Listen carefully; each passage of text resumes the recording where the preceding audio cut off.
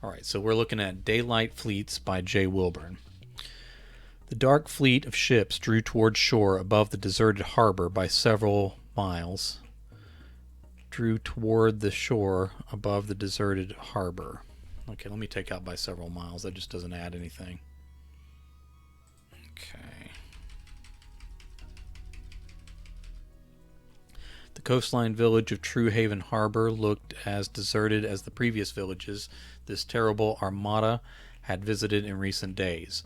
Most of the villages along the coast and throughout the islands were stripped bare of life after each invasion. Now villagers who heard and believed the legends of the terrible fleet were fleeing ahead of its arrival. Still, the human crewmen loaded up their tenders and made for shore to investigate. The land ahead stood deathly still.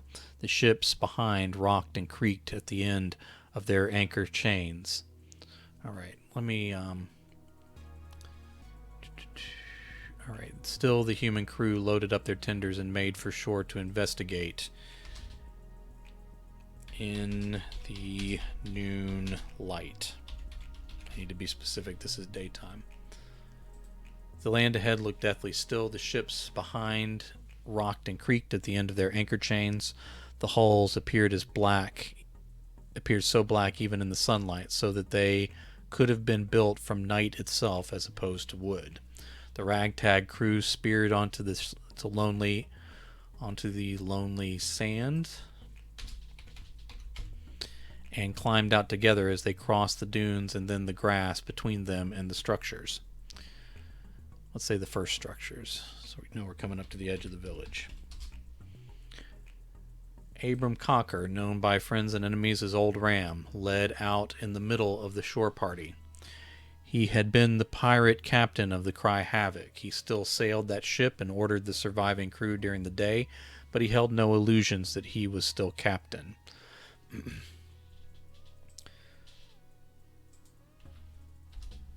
All right, let me do one sentence here. Such honors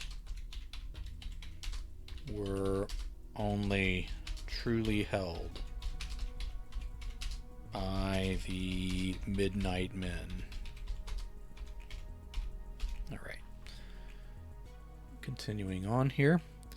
To his right, a former officer of the Good Answer kept pace with Old Ram. To his left, a cabin boy from a ship Ram couldn't recall looked about him. Let's say around.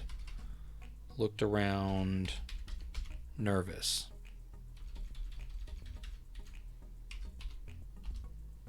The rest of the day crew followed close behind. I need to take out a sentence because I was trying to add something in like that later. All right. Libertine asked, "Isn't this your former village, Cricket?"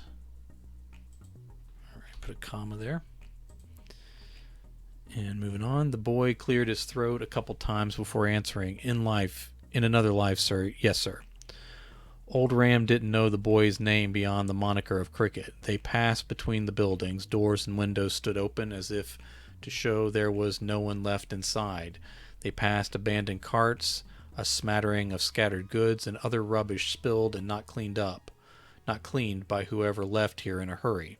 The mixed company of former men of honor and former men of simple thievery, let me change that tense there, continued on together behind Ram, Libertine, and Cricket. All right, let's say a large stone church rose into view just beyond the town square they approached.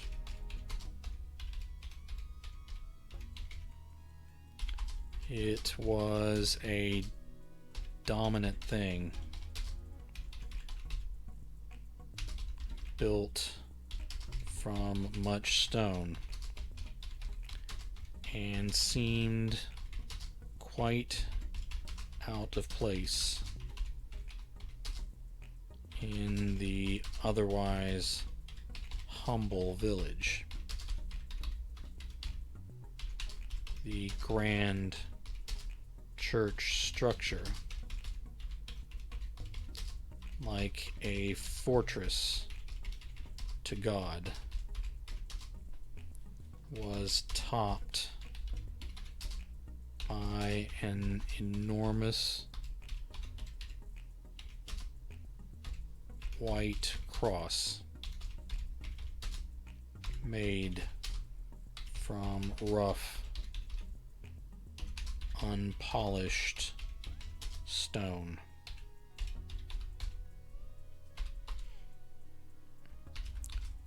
Odd,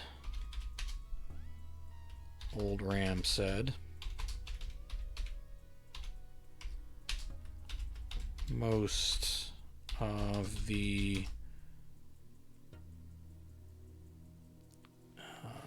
of the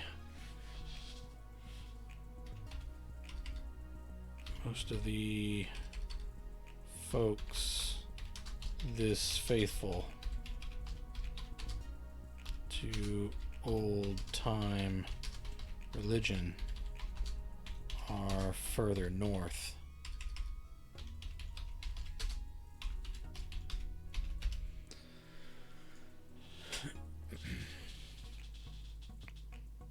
Libertine sighed and said, "If we don't start finding people soon, the dead men will begin to feed upon us."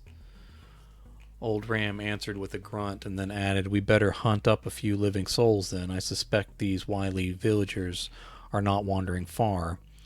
We might be able to hunt them out of the woods, or we can act as if we are sailing north and stop short, letting them return on their own. Do you think Lear will be patient with that plan, Captain Cocker?"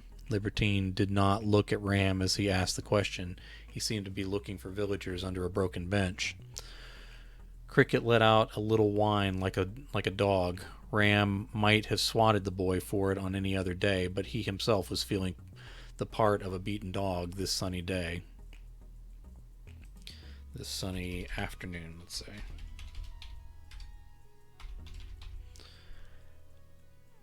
As I gather, Lear does not speak any languages men use today. Now, Libertine did consider the pirate captain before he said, "The others are happy to translate our failures to him." Aye, that they are. Maybe we should see if the god of that old rugged cross still cares for our souls.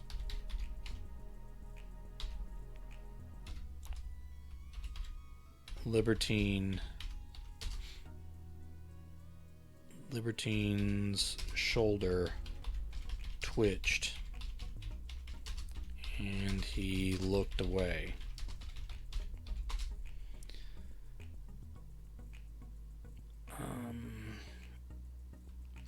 Old Ram. Hello, how's the writing today? Otterly, I'm glad you're here. I'm doing fine. I wrote a story about superheroes trying to get together an old team, and it fell apart in the press conference, and now I'm working on my vampire pirate story. So we're going to see if we can punch this up a little bit. Old Ram liked that reaction. Cricket let out another high noise from the back of his throat. Old Ram considered that swat again, but then the boy pointed and spoke. "There, see him?" They looked ahead, and both the pirate and the former officer must have seen the figure at the same time, for they went from normal pace and squinting to wide eyes and stuttered steps. I appreciate it. Yeah, these were two stories I thought were pretty good. I kind of let people know I was writing them on social media. Cricket let out another... Okay, we did that. They looked ahead, and in the chair that had been dragged out from one of the buildings to the center of the square in front of the well. Let's make it in front of the church. In front of the church. An old man crouched in the seat with his arms folded and his head bowed. He was the only person of True Haven Harbor anywhere to be seen. As the party drew closer, old Ram went from thinking the fellow was dead to sleeping to sitting and watching them come to him. Ram settled on the conclusion that this man was mad. Perhaps they left the village idiot as a sacrifice to the fleet of the dead, as the rest of the village took to the trees and the hills. Old Ram let the sole of his boot scrape on the gritty cobbles just shy of the old man's bare feet. The old fellow lifted his wrinkled face and pale eyes on Ram and the rest. He was so sallow and lifeless that he could have fit in just fine with Lear's people. "Introduce yourself, sir," Ram said. The fellow swallowed but did not speak. He didn't look away. He didn't make a move. Old Ram turned to Cricket and asked, "Do you recognize this fellow from the days of your old life? He looks ancient enough to have been sitting in this chair since before the village was made." Cricket nodded and said, He's called Glamour." "What sort of name is that?" Libertine asked. Cricket said, "He's an oracle. He can tell the future." Ram practically hooted at that fun fact. "Is that so? Tell me the future then, my good Glamour, sir." The old man said, "Death, it comes." Ram snorted, and the other crewmen laughed behind him. I imagine many could have guessed that. "Do you have more, sir?" "It comes soon, but not quick." "Sounds like a riddle," one of the men said from behind the captain. "Not a very difficult one," Ram said. "Do you know how death will come?" "I believe I can tell you if you aren't sure." Glamour blinked slowly and asked, "For me or for you?" Ram narrowed his eyes. "I imagine I'd outlive you even if this weren't the last day for True Haven Harbor." "You see only to the end of your nose," Glamour said, "and that will be your undoing." "Enlighten me then, Oracle. Tell me my fate, since I already know yours." "Bait," the old man said.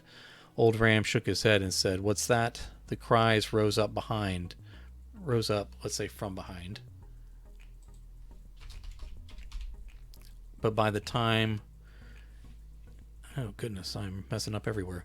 By the time he started to turn, the unseen attackers had him on the ground with the others. His bad day had only just begun. All right. Now we will move into the next section here. I have a few things I do need to add as we go along. As night fell, True Haven Harbor... Let's just keep the city called the same thing, shall we? Don't want to confuse the vampires. As night fell, True Haven Harbor grew quiet once more and appeared as deserted as it had when the landing came ashore. Soft moans and cries lifted muffled into the dying light. Insects and other night creatures joined that ominous chorus. The dark ships continued their percussion of softly tilting this way and that upon the waves. Not too many ships to count, but they hurt the eyes to look. I think I can hear a deer running through the woods. They hurt the eyes to look upon too closely as night fell. The dark paint covered the former names of these vessels. Among them were the faded letters of fine, honorable names such as the Good Answer, Quick Hawk, Highest Tide, Trinity Hope, Violent Skies, the Dandy, and many more. A dozen different flags for as many nations flapped, torn, ragged, and forgotten upon black sails. More than a few trading companies and admirals wondered about the fates of these vanished ships. Others along this coast knew all too well what had happened. Among the honorable names, let's say, I want to change this, in amongst. All right. In amongst the honorable names, capable ships with feared names sat anchored as well. The Cry Havoc, Savage Jewel, Terror's Cup, Bloody Rambler, and more sat ready for a different sort of raid upon this quiet evening shore. Some of the night crew awoke as the last of the purple light faded from the horizon. They crawled out upon the many decks and looked across the water at the lightless shore. No signal torches greeted them. They turned about, scanning their ships. All right, I need to put a comma here. They turned about, scanning their own ships for the lowly day crew. Not a warm soul showed itself. Lear kept his eyes locked upon the shore. All right. This is where I need to describe him. His chest and shoulders grew out large and misshapen, like his bones were swelling with tumors. No shirt or coat would fit him any longer.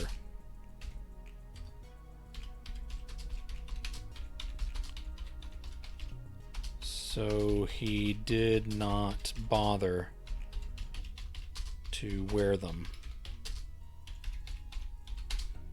His skin was paler than a fish's belly.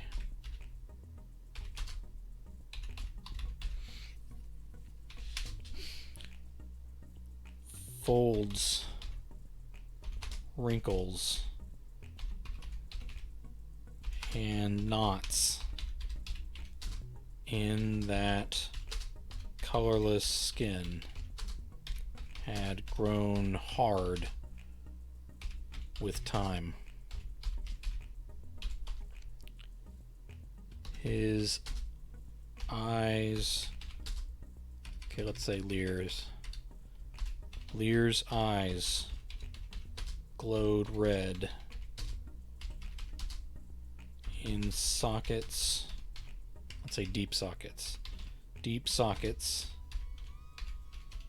surrounded by drooping flesh.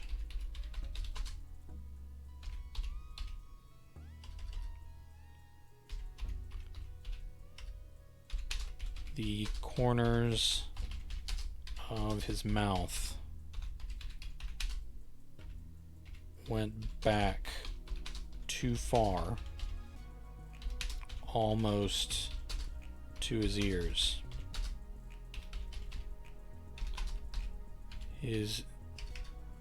He showed too many discolored teeth, as if he had never been human at all.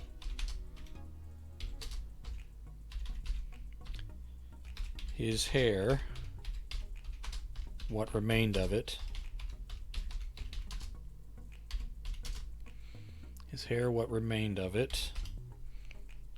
hung long, stringy, and white compared to his lifeless skin.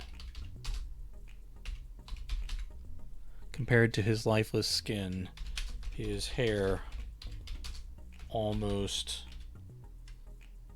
looked gray.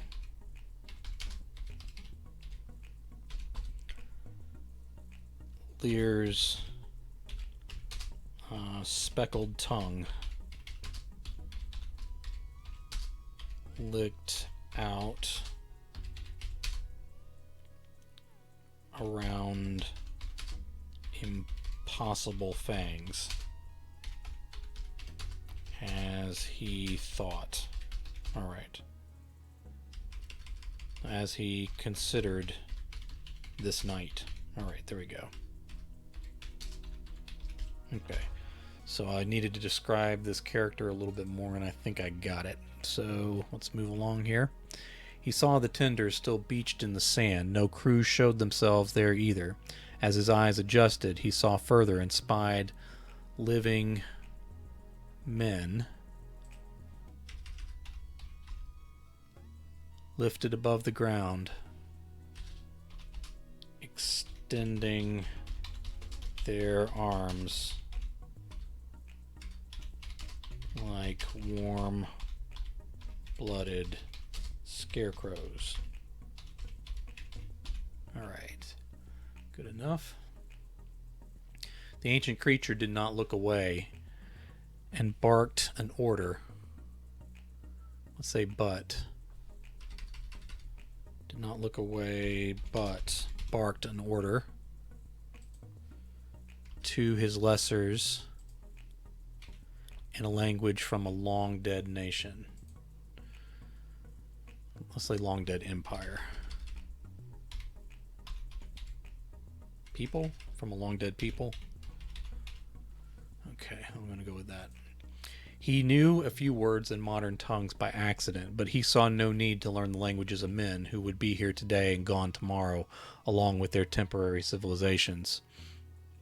Several other creatures turned to move below deck to carry out his order. They all were his lessers. They all were his lessers after all. Okay. All right. A maddening scent reached his nose and his eyes glowed brighter. I already said his eyes glowed, so I just need to say brighter. Fresh blood, veins and arteries had been opened just now by living men upon the shore. The day crew had come through finally. Whatever battle they had to fight in order to bring this feast, it had apparently continued into nightfall. The others took to the air and flew out across the water. Lear growled. He was to feed first, but the smell of fresh spilled blood in these quantities were too much. Let's say was too much, because I did smell as singular. Was too much for his kind. He soared out himself, not to be left behind. The lesser creatures... I don't know why I kept making that singular. The lesser creatures who had gone below deck now fled behind him as well. And let's put a comma there. Crying out at his back. Lear landed to find several men lifted upon crosses. They moaned and groaned through gags over their mouths. Being this close to this symbol of faith weakened Lear a little. It wasn't the end all of stopping his kind like some humans thought.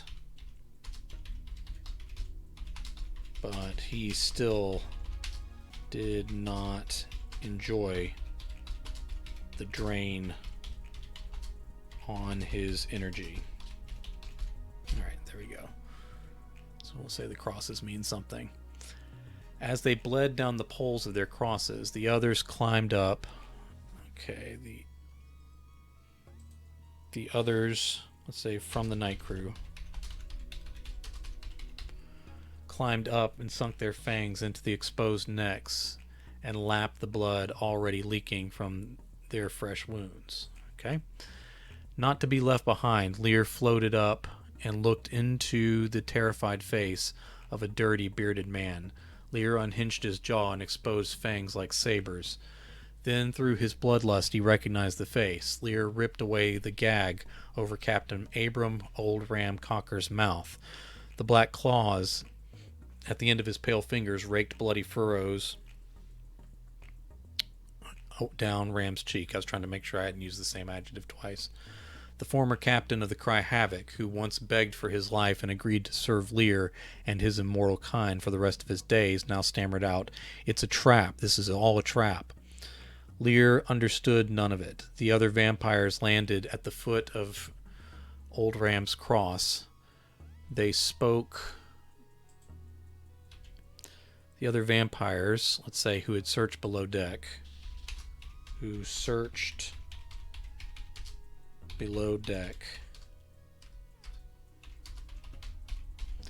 landed at the foot of Old Ram's cross. They spoke over one another in their panic. And in their panic, let me put a comma there, they spoke in languages Lear would not understand, even if they had went one at a time. Even if they had gone one at a time, let's say. Even if they had gone one at a time. He stared down at them, and then over their heads to the abandoned ships on the water. Only half the complement of vampire crew had come ashore. Where were the rest?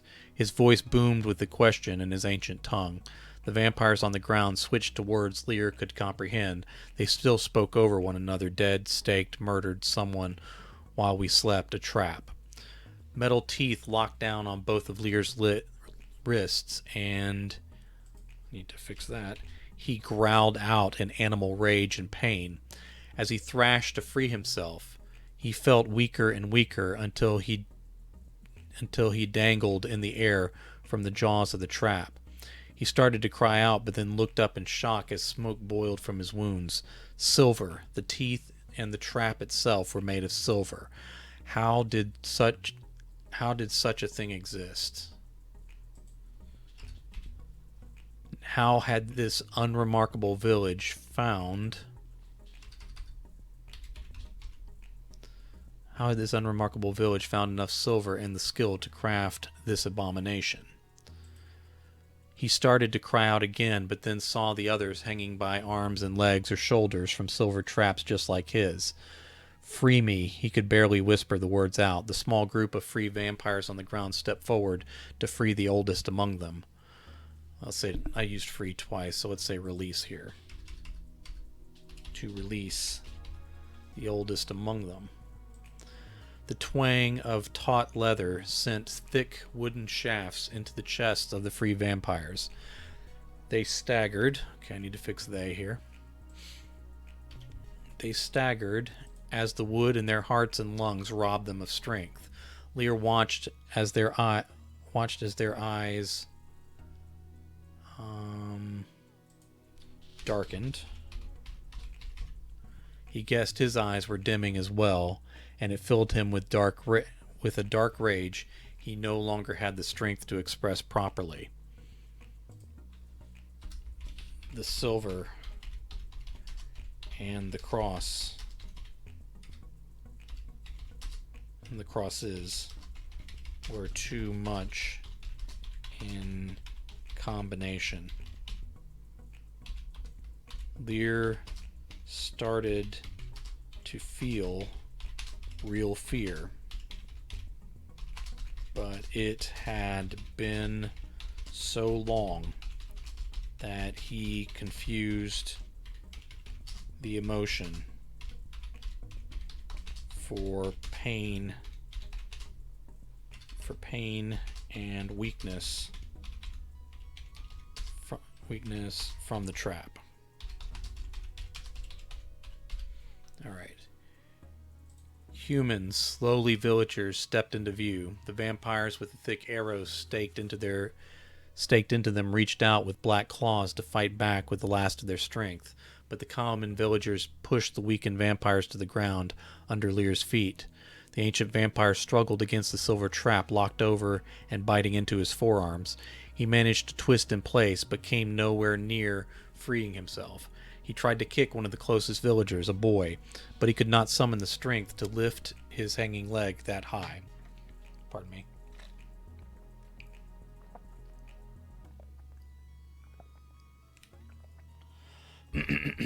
All right. Then he swore he recognized the boy. All humans looked alike to him, though, and his vision was starting to blur. The devious ambushing humans did not cut off the heads of the wounded vampires on the ground. Instead, they hammered metal stakes into the earth and then snapped silver traps over the ankles of the last few fallen immortals. Lear growled out threats and promises to the horrid warm-blooded pests that circled around him as if he were nothing to fear. His voice broke 3 times, but he continued to rant. I'm going to put a comma there, partly because it's just what's supposed to happen. All right.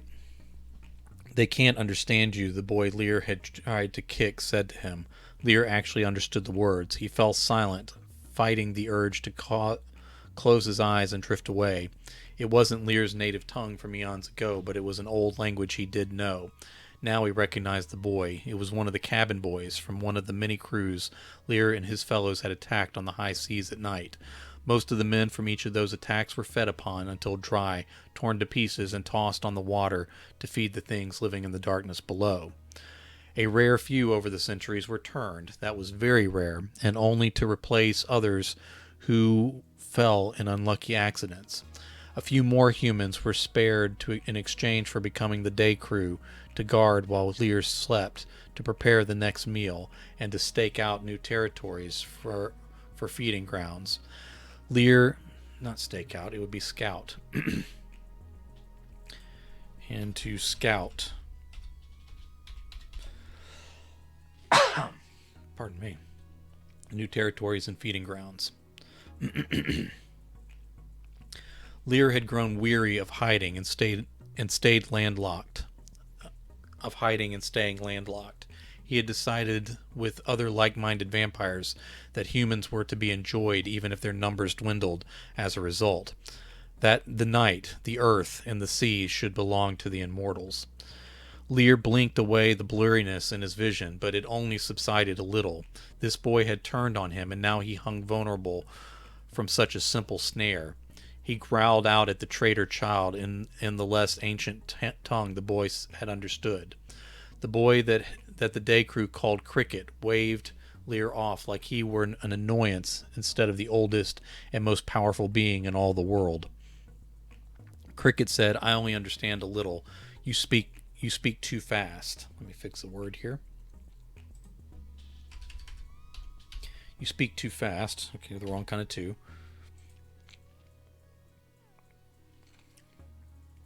I don't care what you have to say either. This was my village, and you won't have it.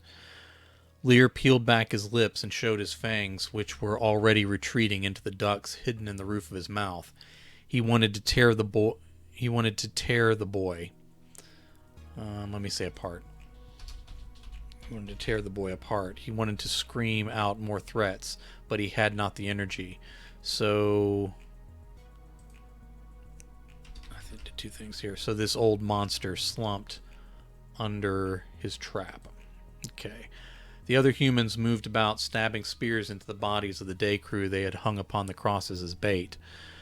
As the muffled screams died away, the human villagers used other tools to remove the heads of the bitten crewmen. They would not have a chance to turn.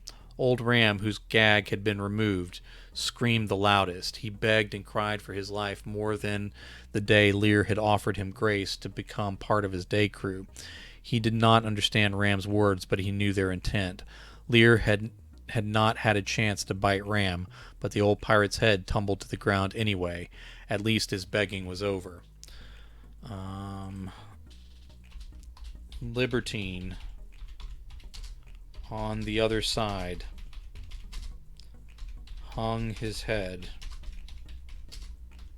and exposed his neck to make it easier on the villagers. It was almost as if he decided he deserved it and welcomed death like a long-awaited friend.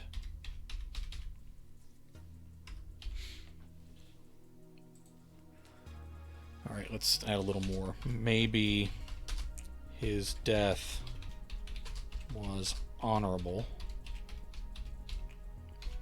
but Lear hated him for that quiet acceptance.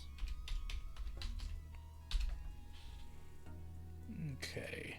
Lear waited for his end to come, but the humans kept their distance and left the vampires languishing in the silver traps.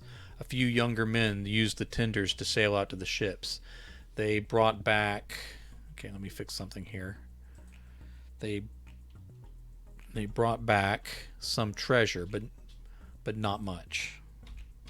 Got a lot of dropped words. Sometimes when I'm writing fast, when I really get into the story, I miss several words as I'm talking and typing at the same time. As Lear watched, the great ships tilted to one side or the other, and one by one they sunk below the waves.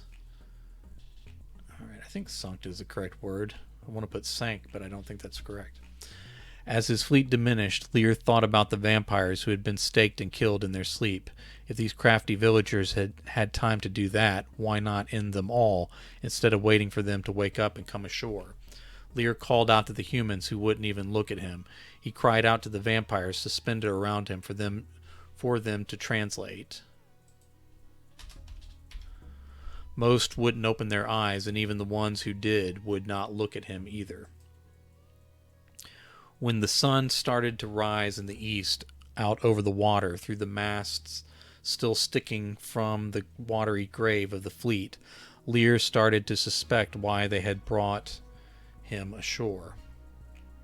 Let's say lured. Why they had lured him ashore. The sky took on colors that did not look real to him. He did not remember what sunshine looked like. Even before the top rim of the fiery orb of death broke the horizon, his skin started to smoke and burn in places not touching the silver. Let me add something here.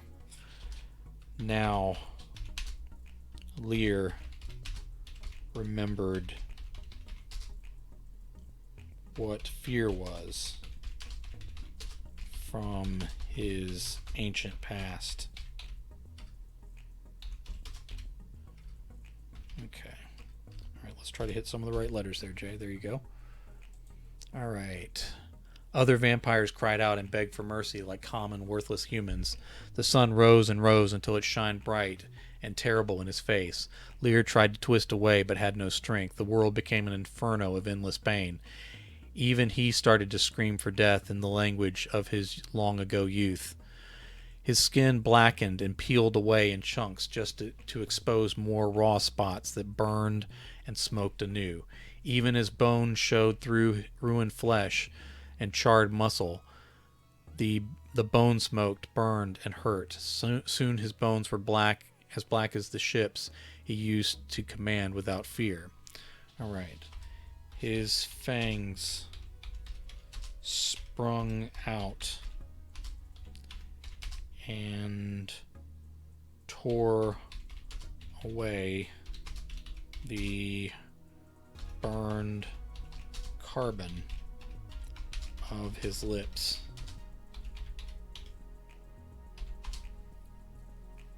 The fangs blackened too.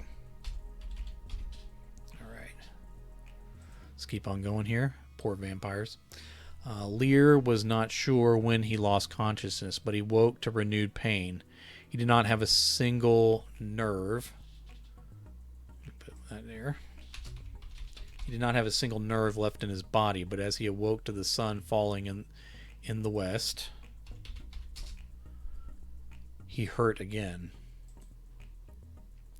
As night approached, he also felt new energy building inside him. If he could free himself, he would show these little short-lived creatures. I need to change that. He would show these little short-lived creatures that he could still make them suffer, even after he had burned in the sun all day. As he turned his blurry eyes from side to side, he saw the humans now removing the heads of the blackened vampires they had trapped all day. I've used blackened a lot. Let me change this to charred. To the charred vampires they had trapped all day. They came to Lear last and faced him. The vampire tried to move and tried to speak, but he had no working muscles left anywhere in his body. It was the cabin boy, Cricket. Let me set his name aside. The cabin boy, Cricket, who swung the blade and removed Lear's head, making that little boy one of the greatest vampire slayers of all time. No one had ever killed one as old as Lear, and probably never would. Never would again, yes. Alright, let's center this. I believe we're in the home stretch here. Cricket, who the other boys of True Haven Harbor knew as Trig, dropped the blade and fell to his knees crying. It was over. The long nightmare of serving these blood-sucking monsters was finally over. Every last one of them was gone. The ships they had stolen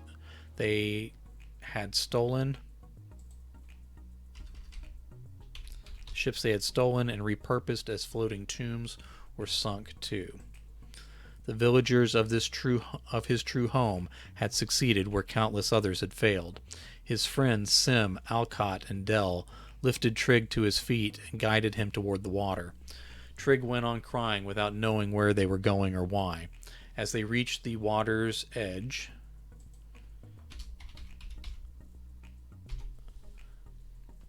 in the last light of the afternoon, Trig wiped his eyes and tried to turn to look upon his friends, but they held him tight. His breath caught, and he looked from side to side. "What's going on? We won. It's over." "It's almost over," Sim said. Alcott, on his other side, added, "Just hold still and don't fight."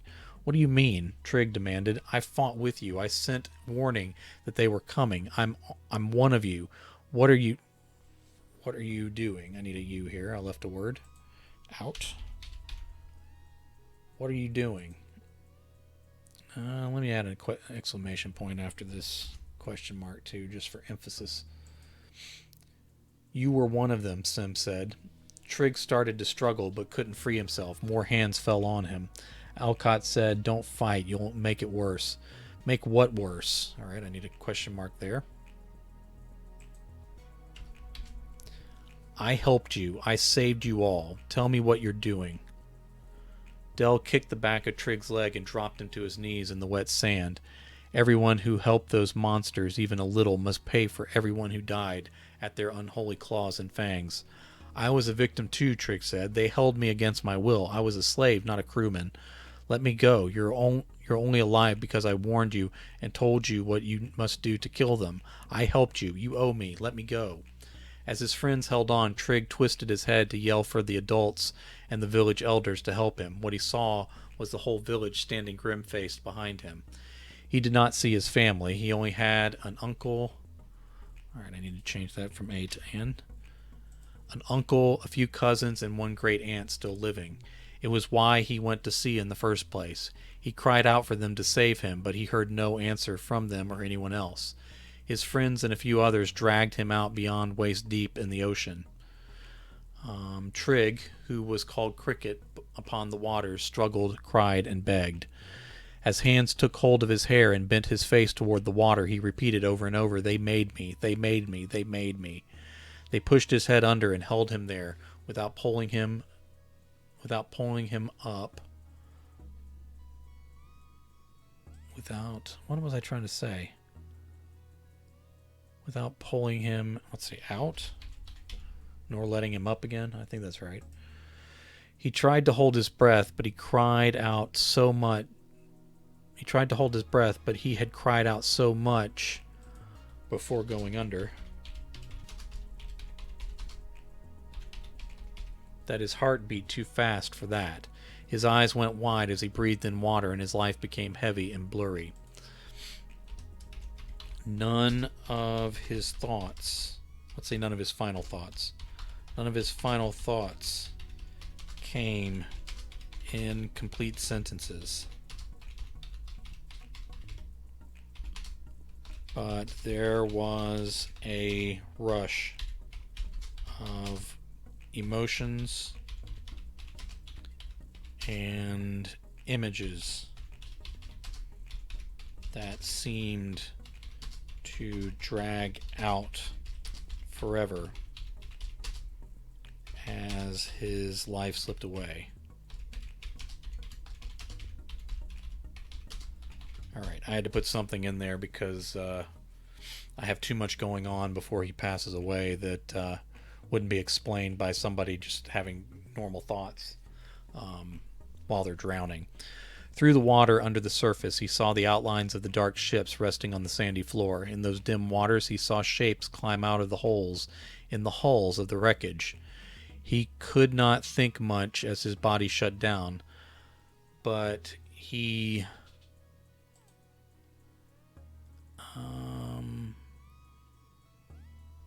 thought he might be imagining it until the glowing red eyes turned his way under the water. It wasn't quite sundown, but when it was full dark, those monsters the people of True Haven Harbor had missed in the previous night and day would emerge.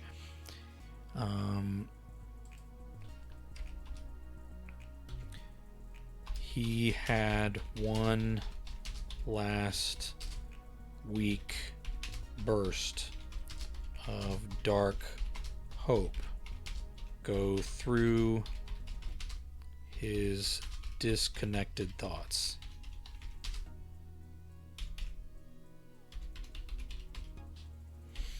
All right, he hoped they all suffered for this. All right, and now I need to figure out this final line. Darkness fell and then rose again.